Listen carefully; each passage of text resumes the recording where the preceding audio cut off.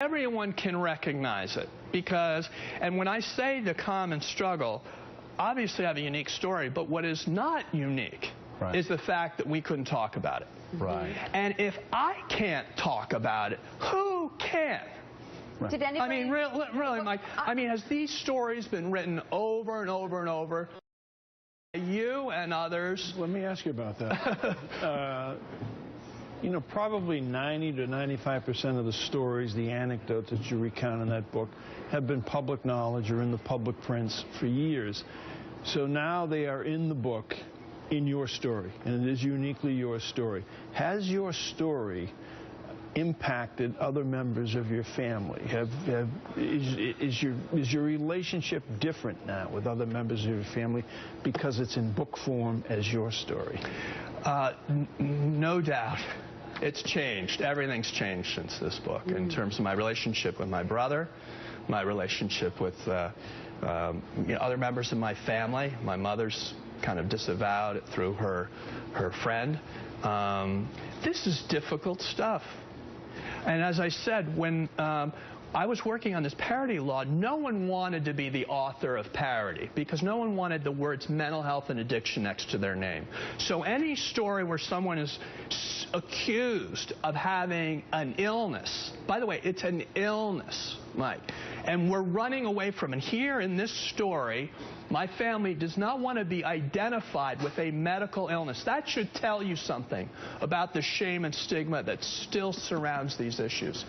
However, Mike, on the positive side, a number of members of my family had said, I love your message that this is about breaking the silence and the shame, because all of us are saddled with that hangover of a shame that comes from growing up where you're not supposed to tell anything about what happened to you personally. That affects somebody if they grow up in a family where everyone's supposed to keep quiet. I have kids now. I don't want my kids to feel ashamed because they have a genetic predisposition for mental illness and addiction. I want them to get treatment. Furthermore, I don't want them to keep secret about the fact that they have an emotional life, they have a spiritual life, and that we ought to be paying as much attention to their mental health as the rest of their physical health.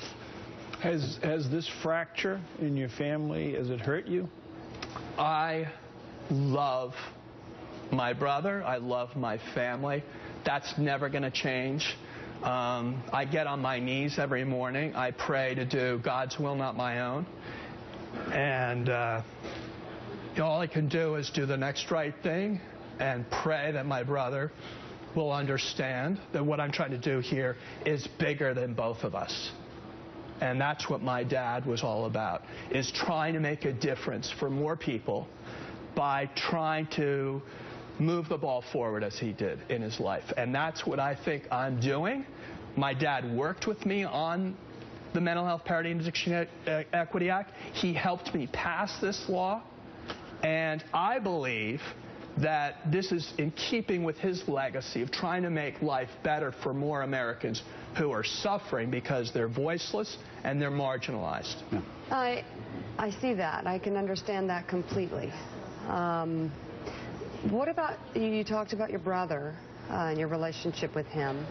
What about your mother? It seems like, if I understand what I've read correctly, that you told the Boston Globe that she was okay with this book and worked with it, and she's now saying that she had no idea about it.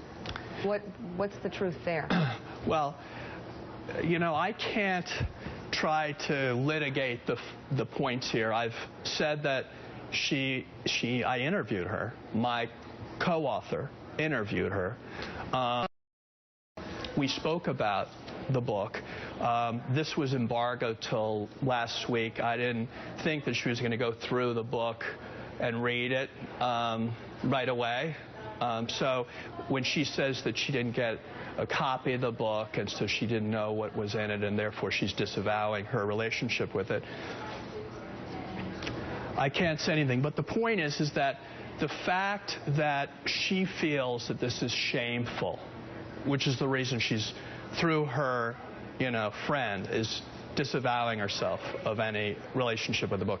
That should tell you how deep shame is in this illness, that we still need to say, no, I don't want to have anything to do with that, when in fact it's legitimate medical issue, that if it were cancer, diabetes, cardiovascular, she would not have had a problem with it. But frankly, Mike, she comes from a time where these issues were really stigmatized. I understand that. Really shamed. And so for her, the default mode is distance myself from it. And I understand that, and I don't fault her for it. Speak to what it was like for you and your brothers and your sisters, watching visibly the deterioration of your mother as you were growing up. Well, it wasn't just watching her deterioration. It's watching her deterioration in front of everybody and no one doing anything about it. Literally, she would walk through the house. I'm sure on occasion, Mike, you happened to be in the house, as was a lot of other people of prominence, and everybody would look down when my mom walked by at 2 in the afternoon, inebriated. And everybody would say, God, I hope I don't have to look up. I hope no one has to say anything. I hope that she could just go back to her room and shut the door so we're not subjected to this embarrassment. That's how everybody felt.